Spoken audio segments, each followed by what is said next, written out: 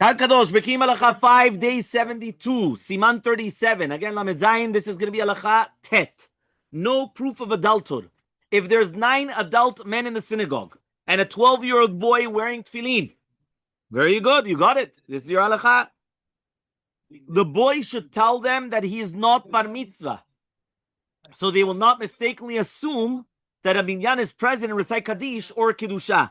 The men might assume that the boy is already bar mitzvah since he's wearing tefillin, which means that this is maybe what John Paul meant to say, is that, or somebody, I don't remember who said that they're going to make a mistake. No, even if they're going to make a mistake, you have to let them know.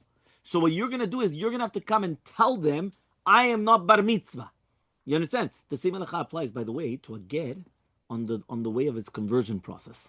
When a ger wants to convert, he has to come privately to the rabbi or whoever it is, and he's going to tell them, by the way, Rabbi, I'm not Jewish yet.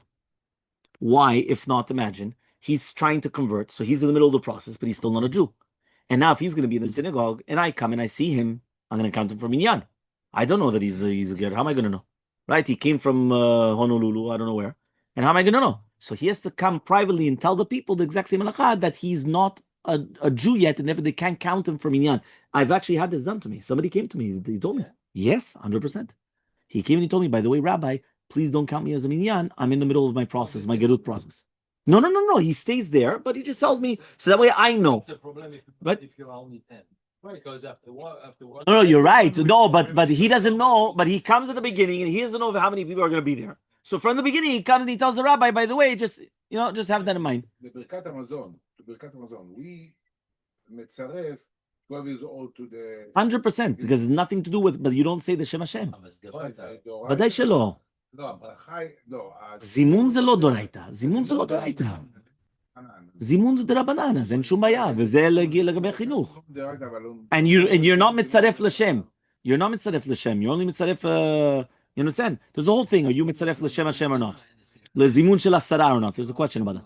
Which one? Again, we'll get to Hilchot Zimun. 1 minute. Yeah? Right, 1 minute. Yeah? לא, 3 ודאי אתה יכול לצרף קטן. זה ודאי, זה אין שום ספק. לגבי 10 גם כן אתה יכול, ולפי הרמה לא. Okay? You could, the rama no. So he comes now, that was number 9. Number 10, when a person puts on his tefillin for the first time, he does not say Shechianu. For this matter, we follow Safek Berachol Akel. So look in 273. In Yaakov Yosef, in English edition, he explained that we do not say Shechianu when performing an ordinary mitzvah for the first time. Meaning, lo biglad sheze pam rishona shetasam mitzvah, you don't make a, meaning not the first time you're doing a mitzvah, you're going to do it. Simor naketer zetzul yefel lev, the Yaakov Yosef also added, the one does not recite the bracha, putting on the Rabbeinu Tam also, for the very first time. Likewise, if someone has been sick and cannot wear the tefillin for a very long time, he does not make the bracha of Shechianu after he recovers, even though it passed whatever amount of time and he didn't put it on. Okay, halacha number 11. Right? It is permissible for a boy younger than bar mitzvah to borrow an adult's tefillin and wear them. This would not be considered a violation of the rule of forbidding us to lower the sanctity of a sacred item. Meaning like this.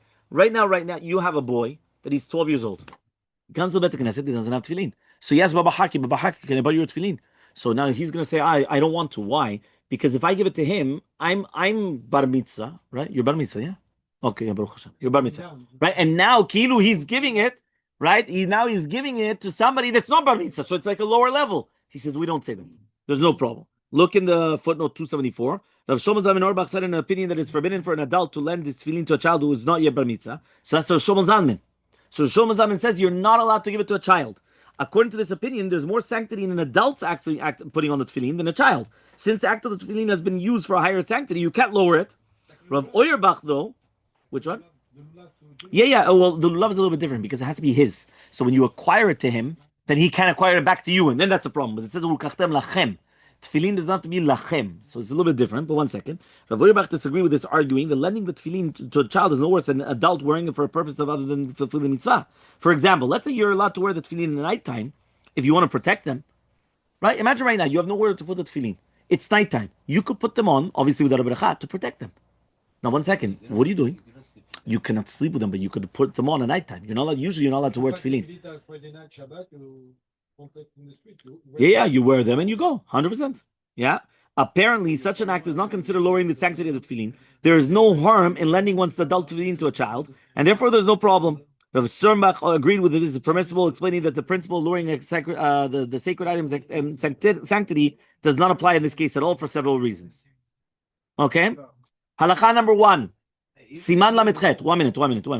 Halacha number one. Look in Siman Lamed everyone, please. 38. Siman 38. Who's obligated to wear tefillin? Chole me'ayin. We're talking about somebody that's sick with their stomach. So it says over like this. People with intestinal disorders. Someone who suffers from a condition forcing him to move his bowels almost constantly is exempt from mitzvah tefillin, since one must have a clean body while wearing tefillin. Even if this person is not in pain and is able to walk down the street, he's exempt from the mitzvah since he might need to relieve himself at any moment. Likewise, if someone took a strong laxative that artificially places him in this condition, he's exempt of tefillin.